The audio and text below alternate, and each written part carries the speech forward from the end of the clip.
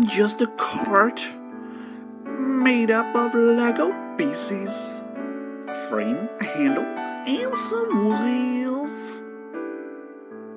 But I'm a cart that helps pretend to give a witness.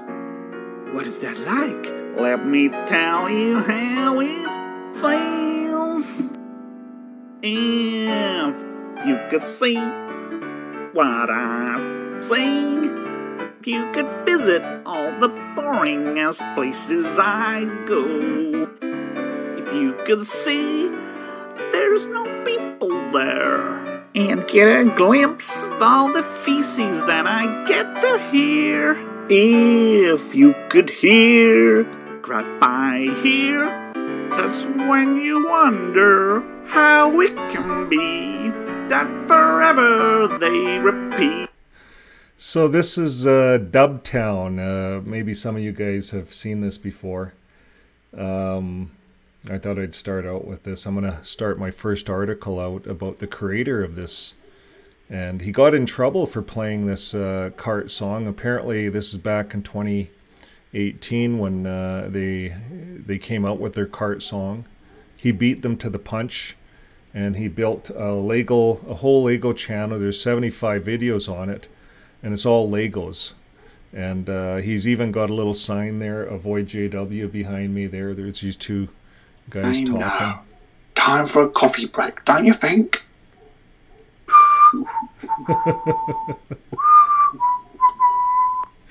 So it's hilarious. Using Service Titan is actually... Yeah. Okay, here's his YouTube site, Kevin McFree. Kevin McFree. So that's an anonymous name. He's from the UK, 8.18k subscribers, 75 videos. I was watching one on the convention here. It was hilarious. I just found this channel today. And we're going to get right into the article on Kevin. Kevin's kind of like a forefather for a lot of us as fighting the Watchtower and winning. Fighting for the freedom of what we're doing online. So I think it's a good story to talk about. So here it is. It's Avoid JW. This picture is the witch hunter for the Watchtower. That's the Watchtower's lawyer. None of these pictures are Kevin himself. Kevin's not his real name, but he fought for 4 years. All these pictures are lawyers, Watchtower lawyers, and they came at him with 2 lawsuits. They were bullying him. And finally, some rogue lawyer was reading about this, and he took on the case. And within a year, within a few months, he had this all thrown out of court. He had the judges looking at Watchtower like they're bullies, and Watchtower ran. They wanted nothing to do with being called a bully. So that's Kevin. Thanks a lot to Kevin for fighting this. And what does that take to? What's next here? So here's the next one. Legal twist. Jehovah's Witnesses can be called a destructive sect in Spain. This is this month. This is brand new news. This is where the association in Spain, here it is, the updates and understanding of the Spanish Association's stand against Jehovah's Witness sect lawsuit. So we're going to go right down what Jehovah's Witnesses were suing. It's a little group in Spain that was trying to help people that are coming out of the religion. A victims group helping victims that are coming out from the religion. They have nowhere to go, similar to what we're doing here in this community. And they got sued by the Watchtower for this, multiple suits. It says here at a press conference in Madrid, December 18th, where are we here? Here's the main reasons that they got sued. Let me find it here. In June of 2021, the Jehovah's Witness organization sued the Victims Association for defaming their name. It was an attempt to use legal strategies to silence victims of the religious group. Since then, the group received 4 civil lawsuits from the JW branch in Spain. And these are around, yeah. So that's kind of what's going down there. The president's son, unfortunately, committed suicide through the thick and thin of this. And our condolences goes out to Israel Flores. And he makes a statement there and talks about how our minds have all been twisted in this destructive cult. And he says there's going to be consequences. So there is, I'm going to paste the article. You guys can see it for yourselves. It talks all the way from the initial lawsuits, how they've been fighting it, the movement. It's been a long battle. And below are two main reasons the Jehovah's Witnesses initiated these lawsuits in the first place. They claimed that identifying them as a cult and the Spanish Association identifying itself as the victims is bringing dishonor to the religious group's good name. So that's what it was all about. They just didn't want to be called a cult. You see, once you get called a cult, I think you probably start to lose religious status. Like, who of us as taxpayers want to have our tax money funding cults, right? So here a judge called them a cult, sect, and they're no longer a religion. So now they got, this article talks about the game, how they got Massimo involved, this intervening. You know, this guy's, he's quite the character. We've ran some articles on him. That's who they're using. There's videos here. Everything's in this. We'll pin all this in the descriptions below. We're going to move on to our next court case. And the next court case is David Ganam. Now, in case you don't know who David Ganam is the Supreme Court. He's a Jehovah's Witness lawyer, and he fought here in Canada in the Supreme Court. Now, this was such a big thing. The news we just talked about, none of that's on JW.org. None of it. This, they won, and it's all over JW.org, the Supreme Court of Canada, JW.org. You click this link, it goes to the whole court transcripts. Like, why would the congregation members need the court transcripts? But they have it there. And then they have the whole thing, little hearings, schedules, everything. They're so proud of this court case in Calgary. And we're going to listen in, and we're going to take a little bit of a look at it, so just bear with me. Okay, we're just going to play 3 minutes of it here. And he's talking about how you can just have, you just lose out on spiritual association. When you're disfellowshipped, that's what he's saying to the court. It's not like that in real life. You and I know that if you've been a Jehovah's Witness. And I'm going to take you to the Elder's book next, but let's watch 3 minutes of this. After a time, if you've been associated with Jehovah's Witnesses and you think this is not for you, you don't come again. You stop. It's not Lakeside Colony. Jehovah's Witnesses are in the community. Their kingdom halls are open to the public. There's no isolated community. So there's no sin for a member of the congregation to continue business with Mr. Wall, even though he has been disfellowed. Is that what you're saying? In other words, could someone be brought up on the carpet in the Jehovah's Witness religion for associating with someone who has been disfellowed and continuing to provide them business? The answer, Justice Moldaver, is as I gave to Justice Wilson when he asked me the same question, is it's a personal decision. Members make their personal decision based on their religious conscience, but it is a group value because it's part of the religious practice of discipline. Disfellowship is a discipline.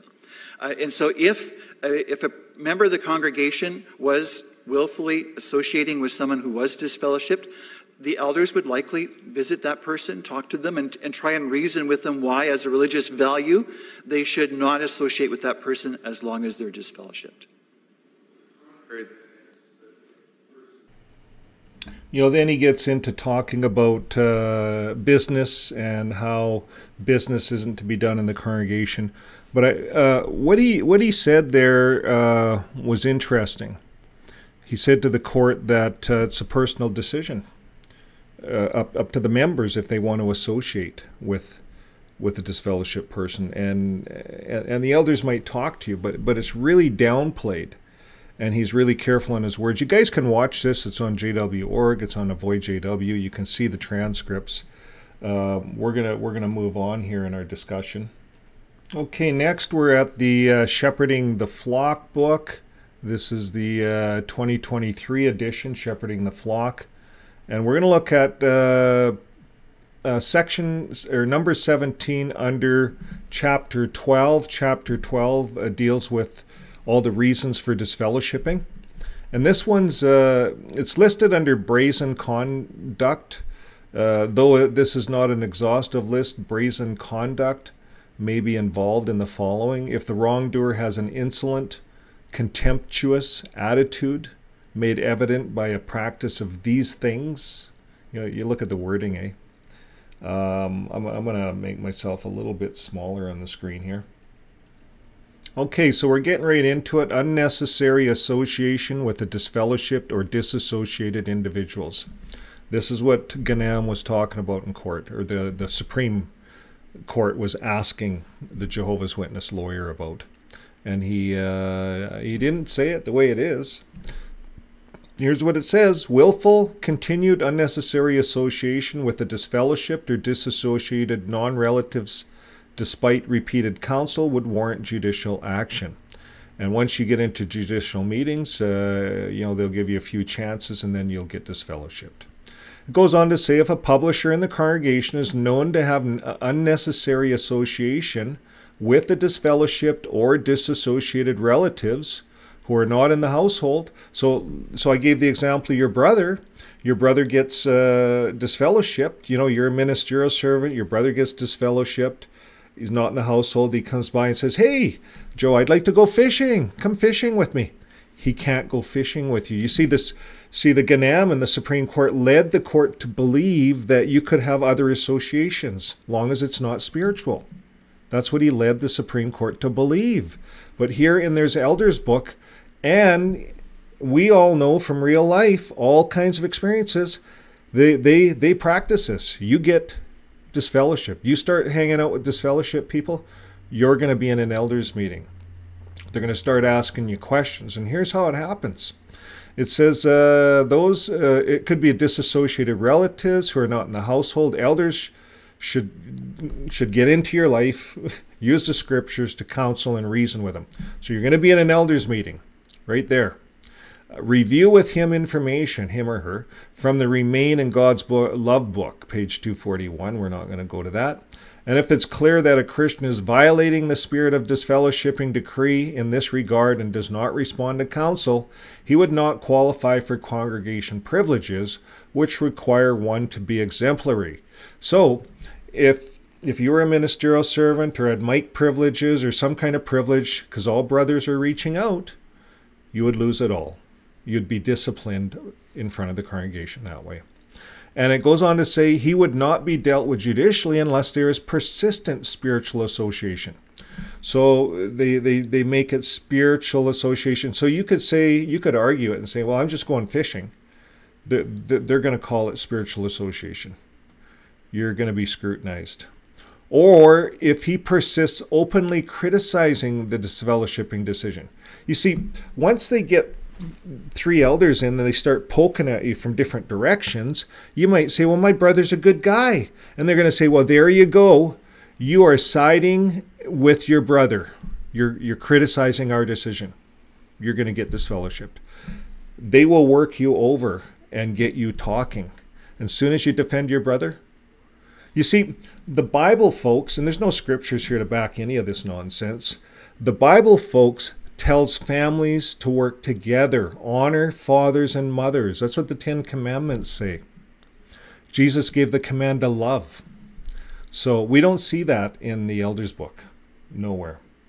So I guess the next thing to do is to show the audience, you guys, this is how all of the elders, all of the circuit overseers, district overseers, and the whole flock, this is what they're taught. This is what they're taught. This is what they're pushed into. And folks, this is just over the last few years this has been happening, that the governing body has been coming in hard against the apostates. So we're going to let this run. There's just about 3 or 4 minutes worth of clips here. So here it goes. let's talk about apostasy, and we'll call it spiritual poison. Now think about poison. What's the best way to avoid being poisoned? Well, we have to recognize poison when we see it and then avoid it. And the same principle applies to teachings that could destroy our faith. And that's not always easy. Now, not many of our brothers and sisters would deliberately get involved with apostates, but it could happen without our realizing it. They had no idea that apostates were behind it. It's tricky, because the apostates don't advertise, "You are now on an apostate webpage." They often pose as sincere witnesses who just have questions or concerns. And some who aren't really apostates can cause just as much trouble as the apostates do by their negative talk and criticism. Well, let's talk about this. The original stranger was Satan the devil. Like a ventriloquist, he made a serpent appear to talk. But the words were Satan's words. Satan thereby used his voice to slander Jehovah and deceive Eve. Today, Satan continues his work as an evil ventriloquist using not serpents, but human puppets to enunciate his voice, these acting as his agents, either wittingly or unwittingly. Strange teachings are that the faithful slave protects pedophiles, or that slave will exploit you so they can live lives of luxury. Those are both bald-faced lies. Acts 20:30 says that apostates speak twisted things. They do this in order to draw God's sheep away and make them followers of themselves. Something that's twisted is bent out of shape or distorted. They speak twisted things by leaving out vital details, taking things out of context, or in some other way manipulating a truth into a lie or into a misleading half-truth. 2 Peter 2:3 says, "They will greedily exploit you with counterfeit words." A counterfeit is something that's carefully designed to look like the real thing. Take, for example, counterfeit money. It might look genuine, but it's fake and thus worthless. If we're deceived into accepting it, we'll lose money. But if we're deceived into accepting the counterfeit words of apostates, we'll lose our life. And apostates will give us absolutely nothing of value in exchange. Can you imagine really needing a loving shepherding visit and asking apostates to give you one?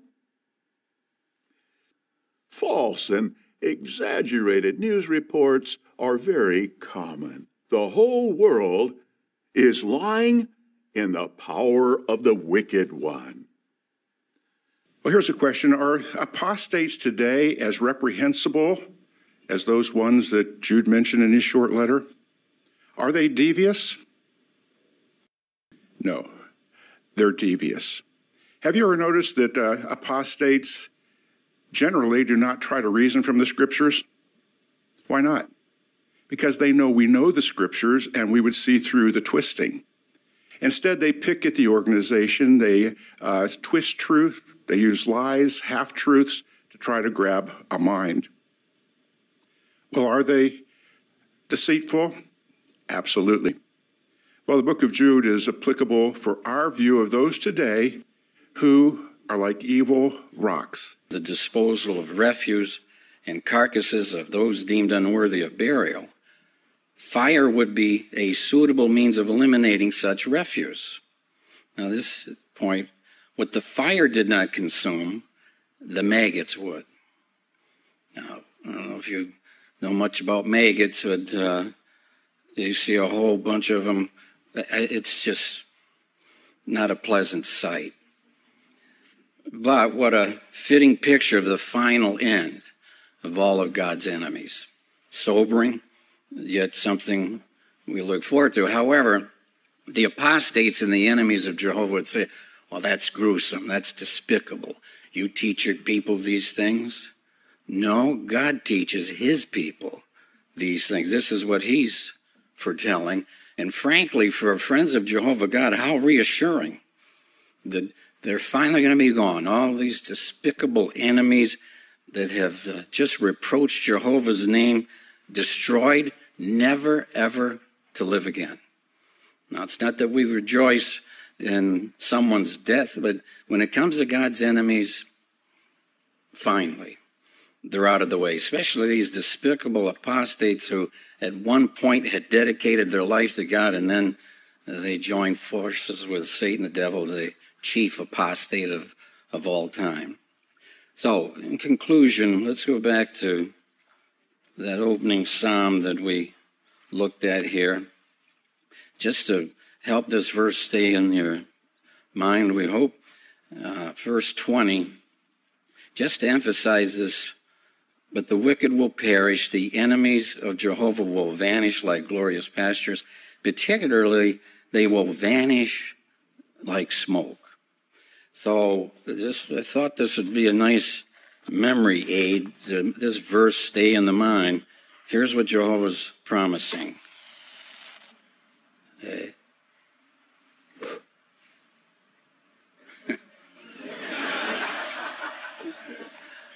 That's Jehovah's enemies. Well, there you have it. Is that just kind of shepherding talk or this apostate talk? It looks a little bit like hate talk to me. And I'll let you be the judge. We looked at the court cases. You know, if they win one, it's pasted all over jw.org, but there's a lot that they're losing now. And lately, it's going to impact them. So we'll see what happens next. We'll see where this goes. But I thought it would be fitting to close the show with a small flick from Dubtown Radio. And we're going to go to Dubtown Radio. That's Kevin McFree. And he puts this on. You go to his playlist on his site. And this is the first one. And it is Jehovah's Witnesses Apostate Policy. So it fits the program. I'm going to play it right through. It's a 2-minute video. Enjoy it. And until next time, keep living your life with love. Bye for now.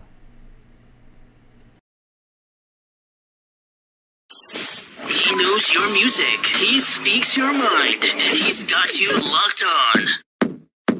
Dubtown Radio.